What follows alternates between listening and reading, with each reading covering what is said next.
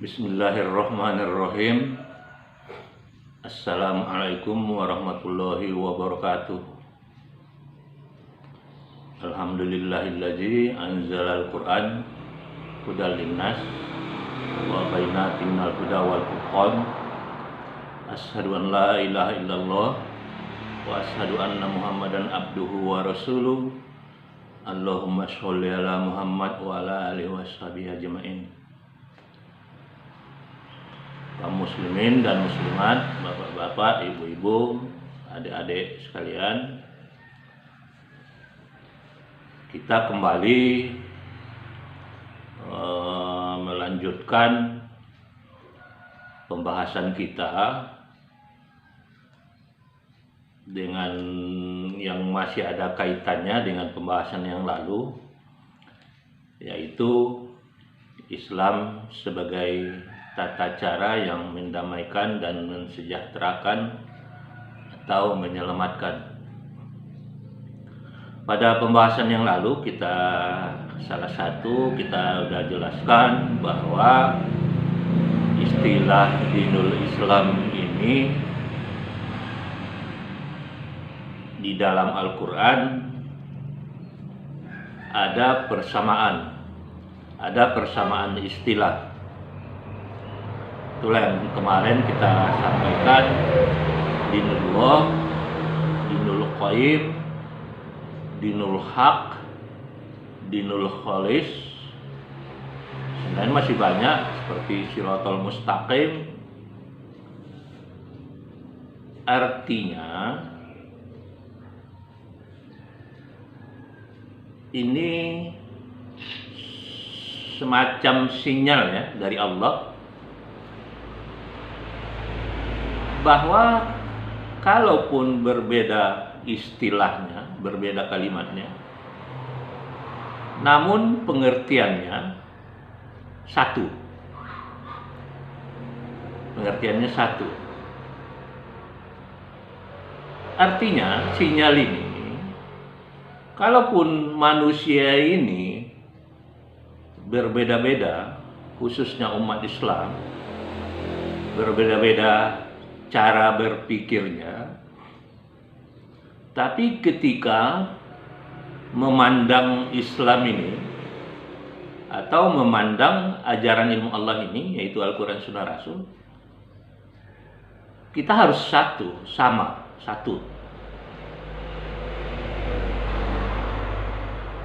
Itulah yang dijelaskan Quran surat Ali Imran ayat 64. Ya ahlal kitab, ta'alau ila kalimatin sawa. Hai orang-orang ahli kitab, marilah kita kepada kalimat yang satu.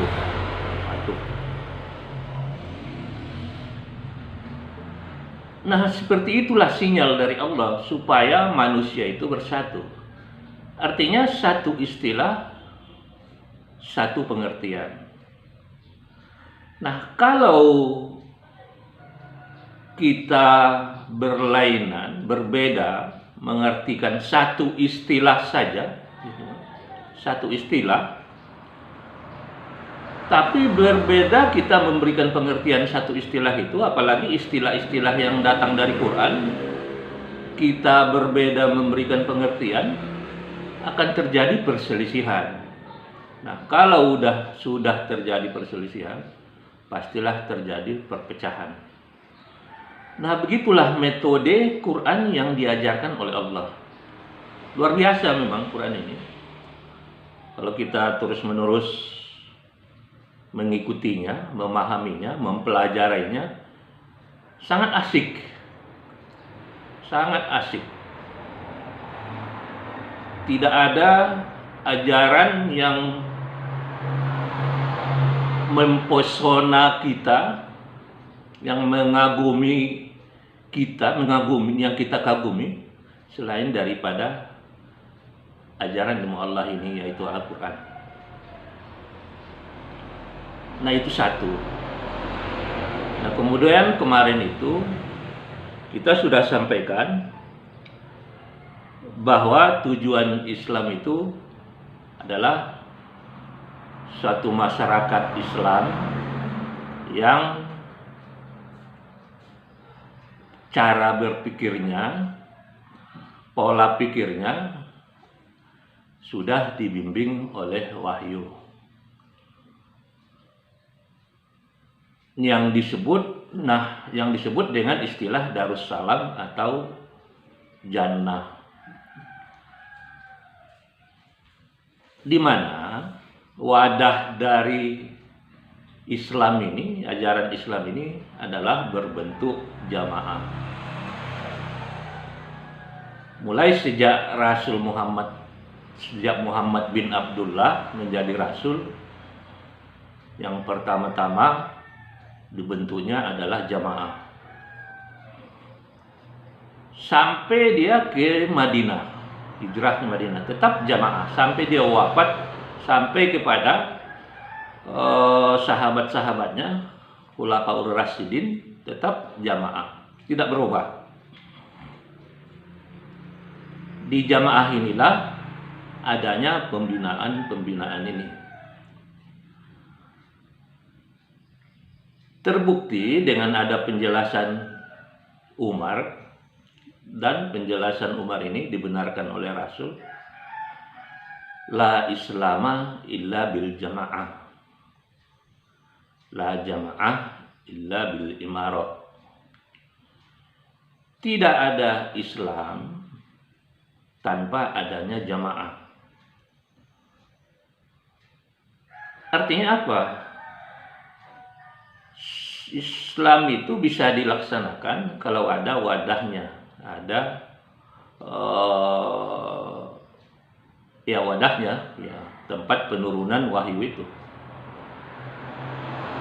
Sama sebenarnya dimanapun di dunia ini, namanya suatu konsep, katakanlah ideologi, kan gitu kan, apakah ideologi liberal, komunis, dan bahkan kalau kita di Indonesia ini,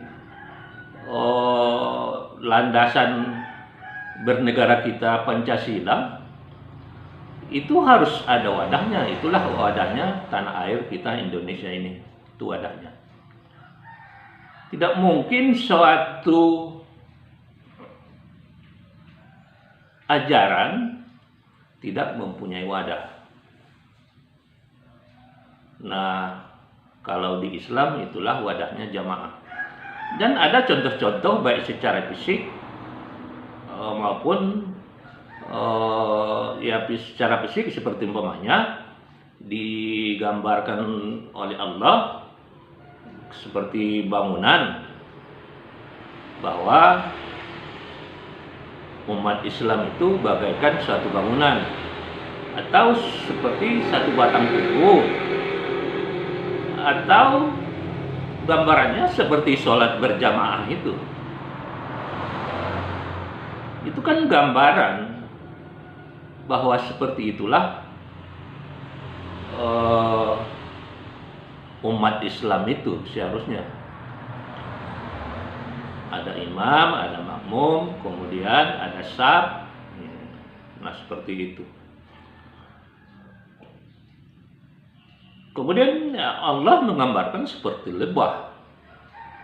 Sebagaimana lebah ini suatu komunitas yang saling bahu-membahu, saling kerjasama. Kemudian ada ratunya, ada pimpinannya. Kemudian mereka tidak pernah mengganggu, mereka hanya mau mengambil yang baik-baik dan mengeluarkan yang baik-baik. Itulah contoh praktis, ya, pola praktis yang digambarkan oleh Rasul dan digambarkan oleh Allah melalui Al-Quran. Nah, kemudian pembahasan lalu ada sistematika di Nurul Islam, yaitu iman, Islam, ihsan. Nah, iman itu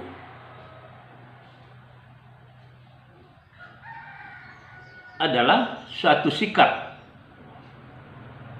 suatu sikap kesiapan kita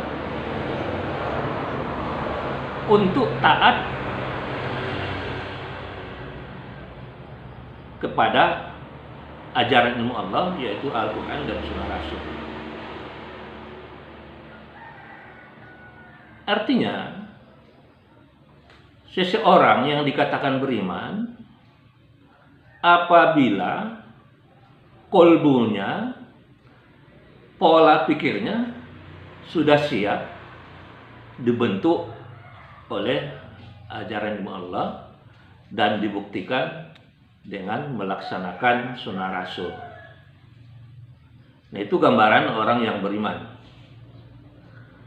Karena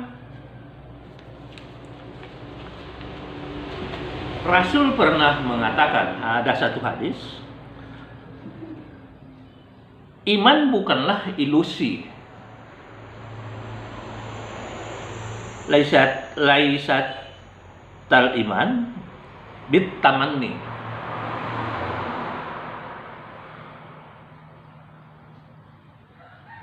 Bahwa iman itu bukan ilusi, bukan hanya sekedar angan-angan, bukan hanya perasaan-perasaan.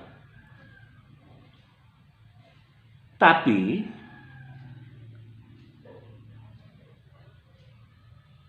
berakar dalam kolbu. Berakar dalam kolbu. Apa yang berakar dalam kolbu? Yaitu tadi ajaran ilmu Allah ini. Berakar dalam kolbu. Dan dibuktikan dengan perbuatan amal. Ini hadis riwayat Bukhari. Apalagi nanti kita hubungkan kepada Quran surat An-Nur ayat 51. Innama kana qaulal mu'minin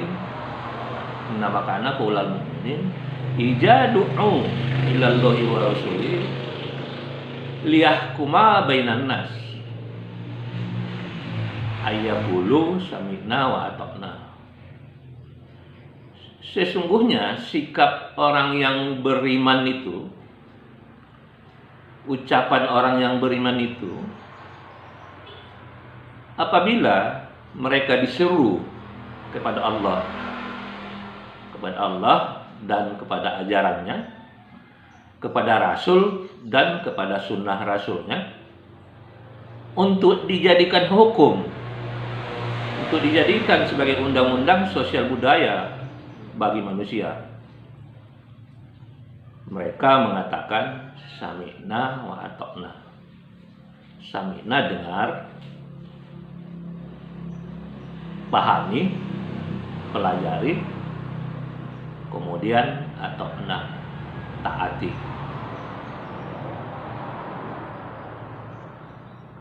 Apalagi nanti kita hubungkan Quran surat An-Nisa ayat 59, ya ayyuhallazina amanu atiullaha wa atiur rasul wa ulil amri minkum fa in tanaza'tum fi syai'in farudduhu ilallahi wa rasul ulaika humul muflihun. Hai orang-orang yang beriman, ikutlah Allah, yaitu ajarannya, ikutlah Rasul, yaitu sunnah Rasulnya, dan ulil amri di antara kamu. Apabila terjadi perbedaan pendapat, perselisihan, kembalikan kepada Allah melalui ajarannya dan Rasul melalui sunnah Rasulnya. Jadi iman itu satu sikap di mana manusia tadi sudah dibentuk, sudah siap dibentuk oleh baik kolbunya dan pola pikirnya sudah siap dibentuk oleh ajaran ilmu Allah atau Islam dan dibuktikan dengan amal solihnya, dibuktikan dengan perbuatannya. Nah, yang lalu kita sudah katakan bahwa iman ini adalah pondasi ya, pondasi. Ibarat kita membangun rumah harus pondasi dulu, harus kuat pondasinya. Artinya sebelum kita melangkah melakukan amal-amal soleh, apakah namanya sholat, zakat, saum, haji, terlebih dahulu imannya dimantapkan, kesadarannya dibangun ya. Itu dulu. Nah, itu pengertian iman.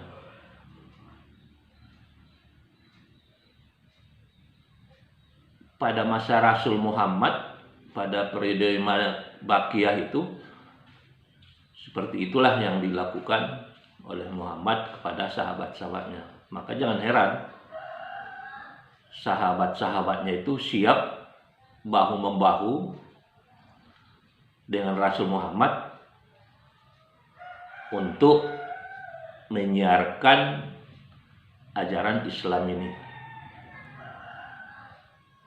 Nah, itu yang pertama. Kemudian barulah lanjut kepada Islam. Islam itu sebagai pembinaan. Islam itu sebagai pembinaan. Ada penjelasan Rasul, bunyal Islam ala khamsin. Islam itu dibina dengan 5 tahapan. Pertama, syahadatain. Ya.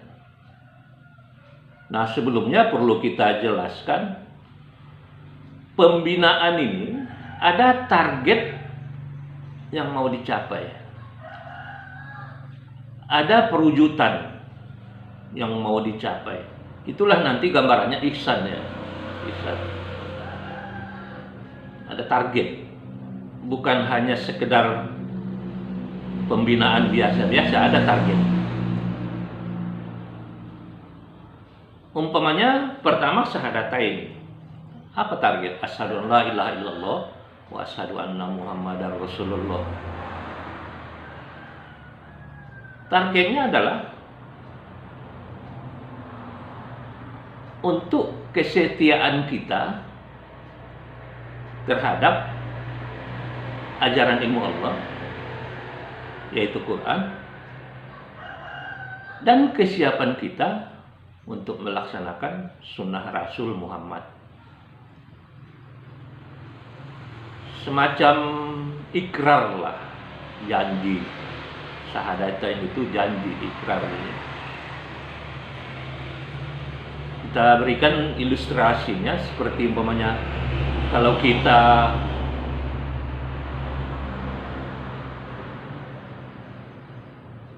katakanlah diangkat sebagai pejabat di pemerintahan, katakanlah kalau dia menteri, dia presiden dan lain-lain, itu sebelumnya ada ikrar dulu. Ada ikrar untuk kesetiaan terhadap bangsa dan tanah air kita ini.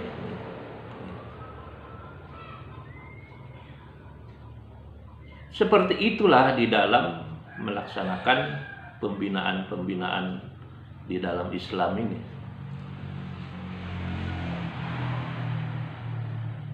Jadi syahadatain itu targetnya bagaimana manusia tadi, khususnya umat Islam itu, supaya setia terhadap ajaran ilmu Allah, yaitu Quran dan Sunnah Rasul, dan ajaran ilmu Allah, Quran, dan kesiapan untuk melaksanakan Sunnah Rasul Muhammad. Itu satu. Kemudian barulah pembinaan sholat. Apa target sholat itu? Kalau kita lihat di Quran surat Al-Ankabut ayat 45 kalau nggak salah, utlu ma uhiya ilaika minal kitab. Pelajarilah atau bacalah apa yang diwahyukan kepadamu dari kitab, yaitu kitab wahyu Allah ini. Kemudian akimis sholat, laksanakan sholat, tegakkan sholat.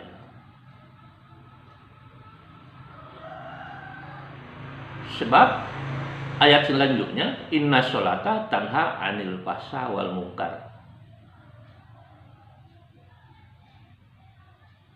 Sebab sholat itu adalah mencegah fahsya dan munkar.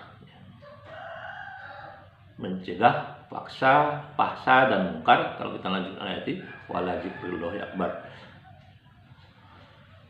Jadi target sholat itu mencegah fahsya dan munkar. Nah, apalagi kita hubungkan sholat itu dengan sholat berjamaah. Nah, itu menandakan bahwa adanya kebersamaan. Artinya sholat berjamaah itu adalah satu pembinaan bagaimana supaya umat Islam itu ada kebersamaan. Ada sependeritaan, sepenanggung dan sependeritaan. Itulah makanya ketika mau sholat, luruskan saf, rapatkan barisan. Ini artinya dianjurkan umat Islam itu supaya bersatu, sepenanggung, sependeritaan, ada kebersamaan. Terlebih lagi nanti kita hubungkan tadi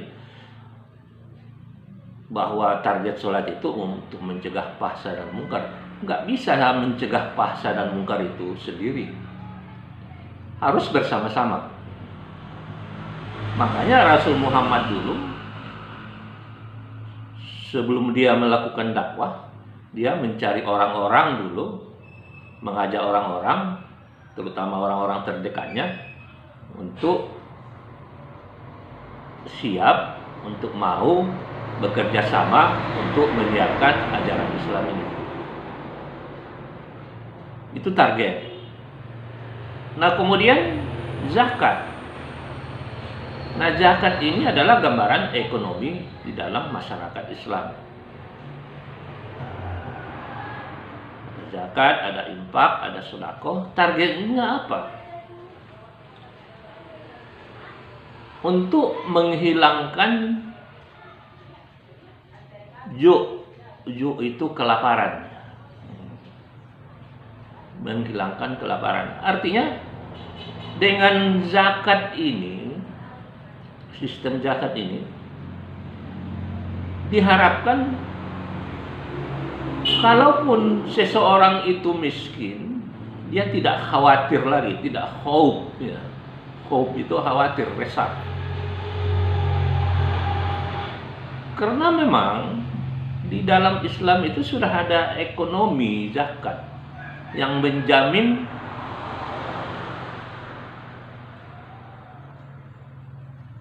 makan ya, menjamin makan. Artinya kalaupun dia miskin, dia tidak khawatir tidak makan. Karena memang ada saudara-saudaranya yang punya harta siap untuk memberikan zakatnya, untuk memberikan infaknya, untuk memberikan sedekahnya. Tidak ada. Bukan berarti yang miskin itu harus hilang. Bagaimanapun yang miskin tidak akan pernah dihilangkan dari bumi Allah ini. Sebab kalau miskin, orang miskin tidak ada, sistem zakat tidak berjalan lagi. Sistem ajaran ilmu Allah ini tidak berjalan. Kalau semualah kaya, sama siapa lagi kita berinfak? Sama siapa lagi kita berzakat? Sama siapa lagi kita bersedekah? Nggak berjalan sistem, jadinya sistem zakat. Maka memang yang miskin itu tetap harus ada. Harus ada, sudah begitu sunnahnya. Cuman bagaimana zakat ini dikelola dengan baik oleh umat Islam supaya orang miskin ini tidak merasa miskin lagi, tidak khawatir dia tidak makan. Itu target. Kemudian saum, targetnya apa? Kalau kita lihat Quran surat Al-Baqarah 183 itu, ya ayyuhallazina amanu kutiba alaikumussyam kutiba alal ladzina min qablikum la'allakum tattaqun. Targetnya la'allakum tattaqun, agar kamu bertakwa, agar kamu bertindak tepat menurut ajaran ilmu Allah, yaitu Al-Quran Sunnah Rasul. Itu takwa ya, bertindak tepat. Jadi saum itu juga pembinaan ya. Apalagi di saum itu, di bulan Ramadan itu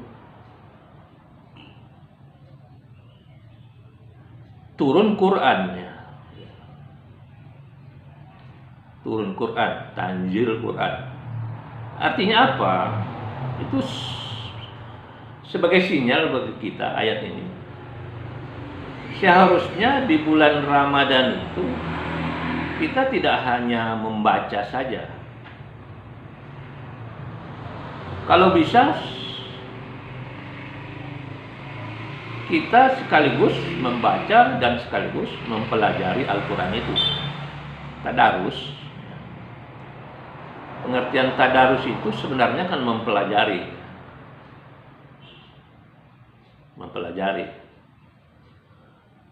Makanya kalau di IAIN itu ada istilah jurusan tadris ya. Tadris. Jadi supaya kita paham Quran ini, seharusnya disambil kita membaca Quran itu, kita pahamilah pengertian Al-Quran itu di bulan Ramadan ini. Supaya apa?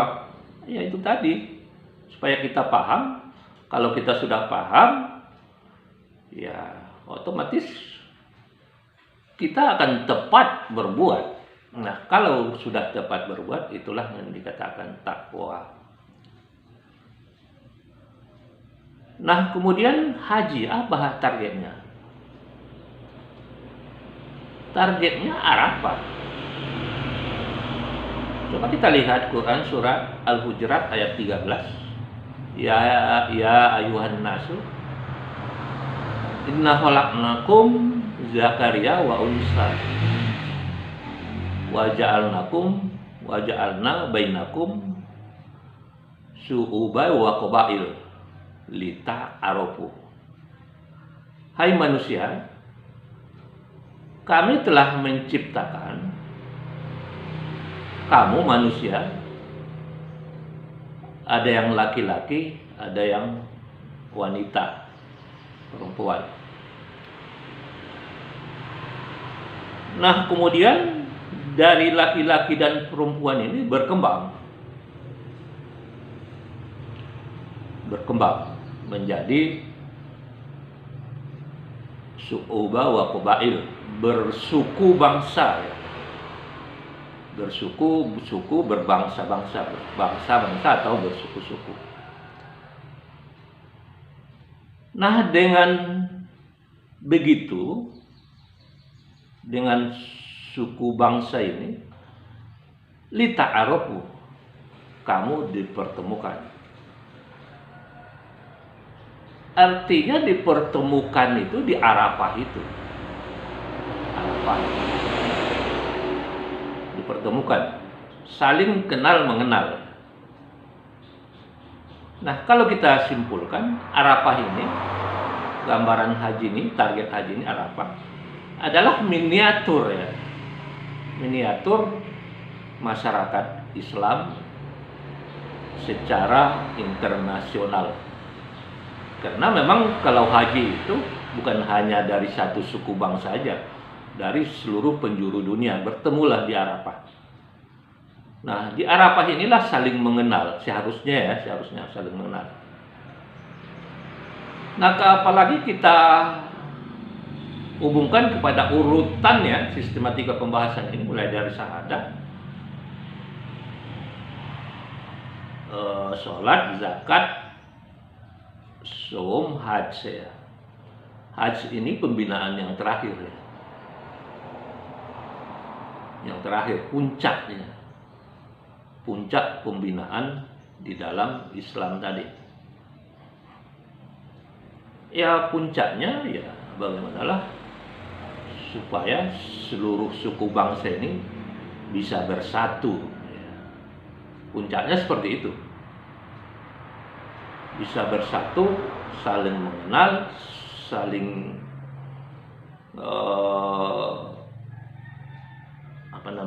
berkasih sayang. Itu puncaknya.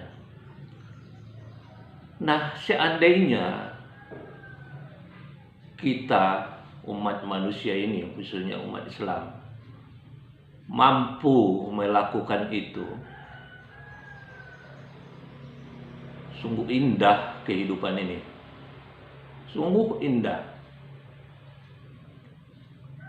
Kehidupan dunia ini sangat indah kalau kita mampu melaksanakan ajaran yang datang dari Allah ini. Nah, untuk mencapai itu memang butuh usaha, butuh pemikiran, butuh tenaga, butuh kebersamaan. Sama-sama berusaha mencapai suatu kehidupan yang indah itu. Butuh kesabaran, karena memang liku-likunya sangat panjangnya. Sangat panjang. Ya, kita lihat aja contoh Rasul Muhammad untuk mencapai suatu kehidupan yang indah tadi di Madinatul Munawwarah itu, dia butuh waktu 23 tahun. Itu sekaliber Muhammad, orang nomor 1 dunia ya. Tapi begitupun seharusnya kita umat Islam nggak boleh frustasi, nggak boleh putus asa. Mulailah yang dari terkecil ya, mulai dari diri, keluarga, tetangga. Bukankah Muhammad dulu seperti itu ya? Mulai yang dari terkecil, mulai dari diri dia sendiri, kemudian istrinya, kemudian sahabatnya Abu Bakar, berkembang sehingga muncullah sahabat-sahabatnya yang siap membantu, menolong Rasul Muhammad untuk menyiarkan ajaran Islam ini. Nah, disitulah keunggulan Islam itu sebenarnya, di sistematika dinul Islam ini. Disitulah kunci keberhasilan Muhammad membangun Islam itu. Berbeda dengan konsep-konsep di luar ajaran Islam. Berbeda. Kalau konsep-konsep di luar ajaran Islam, baik namanya konsep liberal, komunis, itu pasti mengalami kegagalan.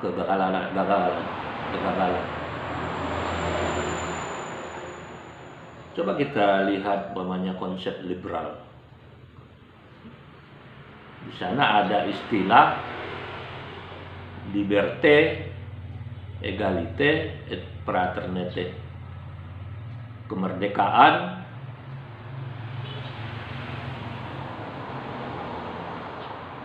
persaudaraan, dan persamaan. Kemerdekaan, persamaan, dan persaudaraan. Memang sepintas moto atau konsep liberal ini sangat bagus. Kemerdekaan, kebebasannya, persaudaraan, persamaan, sangat bagus. Tapi nyatanya yang terjadi di lapangan, justru sebaliknya, bertolak belakang 180 derajat. Yang terjadi pertumpahan darah, yang terjadi perperangan, yang terjadi penindasan, yang terjadi perbudakan. Sebab memang konsep liberal ini satu konsep individualis.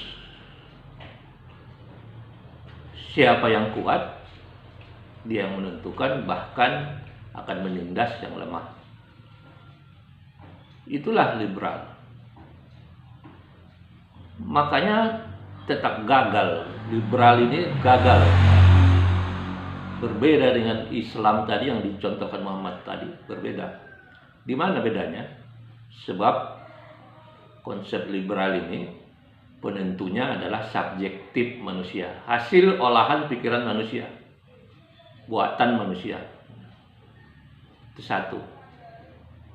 Nah, kemudian tidak ada pembinaan seperti pembinaan di dalam Islam ini.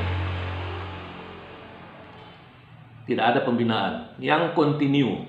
Kalau di Islam itu pembinaan ada harian, sholat seperti tiap hari, kemudian ada mingguan, sholat Jumat, kemudian ada tahunan. Itulah pembinaan yang sistematis ya di dalam Islam itu. Sehingga dengan pembinaan ini mampulah manusia tadi, khususnya umat Islam, membudayakan ajaran Islam itu di dalam dirinya. Disitulah bedanya konsep Islam atau ajaran Islam dengan ajaran liberal. Pasti gagal ya. Sama halnya dengan komunis, cuman bedanya komunis sifatnya kolektif. Kolektif, kalau di istilahnya sama rata, sama rasa, sama rata. Kalau istilah komunis itu classless society, tanpa kelas ya. Nah, nyatanya sama dengan liberal tadi. Tetap terjadi penindasan kelas kuat kepada kelas lemah. Jauh berbeda. Nah, terakhir, kaum muslimin dan muslimat, bapak, ibu-ibu, ya bagi kita yang ingin hidup damai, sejahtera, ya berusahalah sedikit demi sedikit untuk memahami ajaran ilmu Allah ini, ajaran Islam ini, supaya hidup kita damai, sejahtera, aman, negeri ini aman ya. Bangsa dan negara kita ini aman ya. Tidak kacau. Nah, demikian saya sudahi dengan mengucapkan alallahi tawakkalna wa ilal masir. Segala persoalan hanya kepada Allah lah diserahkan melalui ajarannya. Assalamualaikum warahmatullahi wabarakatuh.